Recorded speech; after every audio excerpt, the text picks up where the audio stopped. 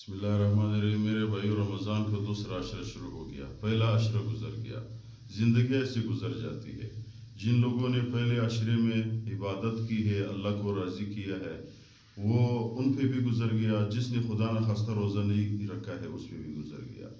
پیغمبر علیہ الصلوۃ والسلام روایت ہے، امام بہقی رحمۃ اللہ علیہ نقل کی ہے، وَأَوَّلُهُ رَحْمَةٌ، پہلے 10 دن اللہ کی رحمت ہے۔ بس اللہ سے رحمت مانگو، یا اللہ ہم پہ رحم فرما، ہمارے مسائل حل فرما، وہ رحمت ہی رحمت ہے۔ دوسرا عشرہ مغفرت ہے، ابھی اس کو ضائع نہیں کرنی چاہیے، کیونکہ پورے سال ہم گناہ کرتے ہیں میرے بھائی، جھوٹ بولتے ہیں، غیبت کرتے ہیں، چوری کرتے ہیں، خدا نخواستہ زنا کرتے ہیں، یعنی جو بھی ہمارے سامنے آتے ہیں ہم اس پہ قدرت رکھتے ہیں، ہم اس کو کر لیتے ہیں۔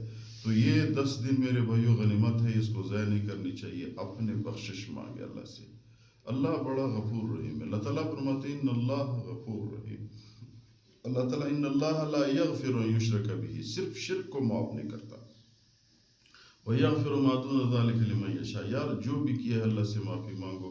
یہ 10 دن مغفرت کے ہے، اللہ کی مغفرت میرے بھائیو، اللہ کی رحمت اپنے طرف متوجہ کرو، اللہ سے معافی مانگو، توبہ کرو اپنے گناہوں پہ۔ یار دیکھو، علامہ سمرقندی رحمۃ اللہ علیہ نے لکھا ہے کہ اگر کوئی بندہ ایک بندہ قیامت کے دن پیش کیا جائے گا، اس کے عمل نامے میں توبہ پھر گناہ، پھر توبہ پھر گناہ، پھر توبہ پھر گناہ، تو اللہ تعالیٰ سوال کرے گا، یار تم تو گناہ کرتے تھے، پھر توبہ کرتے تھے، پھر توبہ وعدہ کرتے کہ میں گناہ نہیں کرتا، پھر آپ گناہ کر لیتے۔ بندہ جواب دے گئے، میرے رب میں تھا کمزور اور آپ کی رحمت سے مایوس نہیں تھا، کمزور تھا، گناہ ہو جاتا، پھر آپ کی رحمت سے میں مایوس نہیں تھا، میں پھر مغفرت مانگتا۔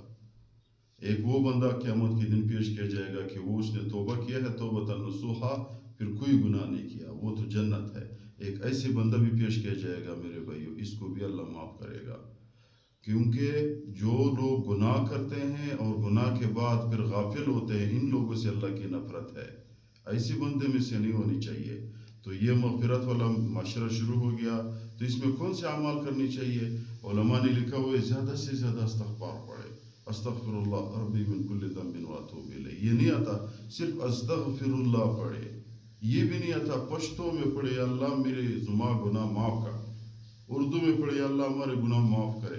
یعنی جو بھی آپ کا زبان ہو، اسی زبان پہ آپ اللہ سے معافی مانگے۔ اللہ تعالیٰ ہمارے ہر زبان سمجھتا ہے، ماں باپ اپنے چھوٹے بچے کی ہر ادا کو سمجھتے ہیں۔ اللہ تعالیٰ ہمارے پشتو بھی، عربی بھی، فارسی بھی، انگریزی بھی سب کچھ سمجھتا ہے۔